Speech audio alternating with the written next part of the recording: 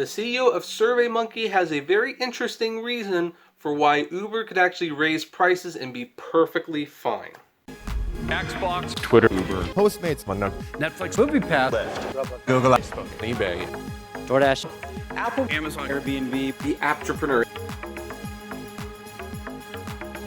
Hey everyone, this is Kevin the Apptrepreneur. If this is your first time here and you happen to like this video, please do me a favor. Hit that subscribe button and ring that bell notification. We upload videos on a near daily basis and you would want to be notified of when those videos go up because we talk about a lot of different technology things here. And today we are going to be talking about one of our favorite topics, which is Uber. Now, I actually made a video about this yesterday, kind of. I didn't realize it was going to be part 1 of a part 2 series. Funny how that works out. Where I mentioned that Uber and Lyft needed to raise prices. The question was, who's going to raise the prices first? Is it going to be Uber or is it going to be Lyft? And then, of course, the question, what happens when someone raises? Because here's the thing. I believe, and I think a lot of people agree with me, that whoever blinks first and raises their prices will lose a lot of customers to the other competitor. If Uber raises their prices first, people will go to Lyft because they're cheap, and if Lyft raises their prices first, they'll go to Uber. They will do this because both brands have done a terrible job at creating driver and passenger loyalty. Basically, customers only see one thing, the price. They see the price goes up, there's another service that does the exact same thing, and guess what? They have most of the same drivers, so they'll use that one because it's cheaper. Well, the CEO of SurveyMonkey made a statement today, and in the surveys he has done about the whole gig economy rideshare thing, he has come to the conclusion that if the prices were to go up, people would actually not stop using the services like is widely feared they would do. They'd probably go to the competitors first, but they wouldn't stop using the service. And why? Because people, quite frankly, are addicted to the app. Let's look at this, shall we? So, SurveyMonkey data shows that passengers have gotten so hooked on Uber and Lyft that the companies could raise prices further if they were so inclined, said Xander Laurie, CEO of SurveyMonkey parent SVMK. Quote, "People are addicted to these services," Laurie said on CNBC's Squawk Box on Tuesday. "This is what people want to ride." According to the SurveyMonkey survey conducted in December, people in New York City and London like ride-hailing apps over taxis. 55% of New Yorkers prefer Uber and Lyft. Londoners prefer Uber by 48%, which too bad for them because they're not going to be there a whole lot longer. Well, actually they will because they're going to appeal the decision and that could take months to, they have their ways. Laurie said the survey was being completed as Uber was releasing earlier this month a report that acknowledged almost 6,000 reports of sexual abuse, which was way higher than what was originally reported, I want to add. Allegations of sexual assaults during Uber rides have piled up in recent years. Other ride-hailing companies, including Lyft, have faced similar allegations. Citing a pattern of failures, is this what this becomes about? Anyway, let's look at this. So, this is some charts. Londoners who prefer Uber, Hackney Carriage, Taxi, Black Cab, Private Hire, none of the above. And New Yorkers who prefer Uber, Lyft, taxis, none of the above. So you can see people definitely prefer Uber and Lyft more than taxis. Uber and Lyft are popular despite their problems. Are both among the worst performing initial public offerings in 2019. Laurie said they need to start showing investors a path to profitability. Well, no kidding. I mean, what else can they do at this point to improve them? Investors are trying to figure out, are these durable business models with sustainable unit, Laurie said. If you find you can't generate a profit, you're going to raise prices because you're not going to go out of business. Well, you could. In theory, you could. I mean, MoviePass decided to go out of business rather than raise their prices. They raised it a couple times, but then they always reliably went back to the $9.99 model. So there you have it. Uber and Lyft's popularity with consumers have not helped pad its pocketbooks. Uber reported a net loss of $1.6 billion in third quarter, and Lyft reported a net loss of $463.5 million during the third quarter. So let's see here. Analysts generally agree with Laurie's thesis that prices will continue to increase as companies begin to focus on profits rather than just growth in revenue and market share.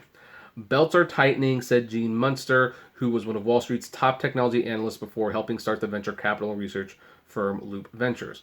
We're starting to see some increase in pricing from Lyft and Uber the past 6 months and would expect other gig economy and service-related companies to follow. And Logan Green, the CEO of Lyft, told investors last week that it is implementing modest pricing increases, or at least they did over the last couple of months. So here's the thing. I believe that Uber and Lyft can very easily raise prices.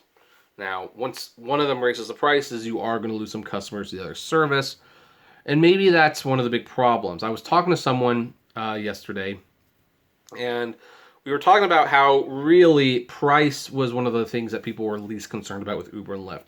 Their biggest advantage over taxis is the convenience. You want to ride, open your app, you can call a car, it's there in a few minutes. That's their big advantage. And these companies need to actually do something that makes their product desired. Like, they have to do something that says, you will use our product regardless what we charge. You know, there's a good lesson to be here about the streaming wars. When Warner Media announced that HBO Max was going to be like $17 a month for their service, people eyes pop wide open like, whoa, wait a minute, Netflix is $12. Netflix is $12. Why would you charge an additional $5 more a month? And Time Warner CEO said confidently, hey, we're a premium brand. We're like shopping at Tiffany's. Netflix is like shopping at Target. We have a better product. And it's kind of interesting that neither Uber or Lyft feel confident enough about their service to do something along those lines. If Uber were to come tomorrow and say, we're going to be a premium service, we're going to charge more money, and we're only going to hire the best drivers, and we're going to pay them well, I don't know, do they have the confidence to do that? The Uber brand is so tarnished because of these stories.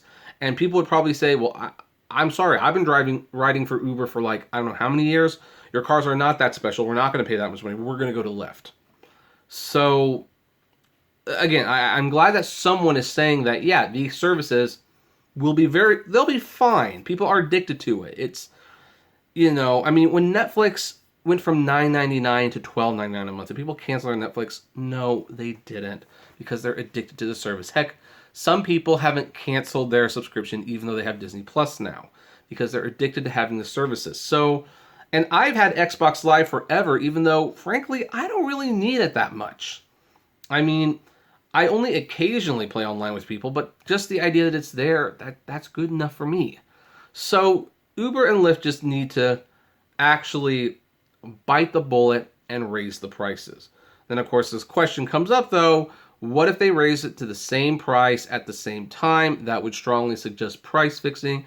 My goodness, how they have slit their own throat. They are screwed.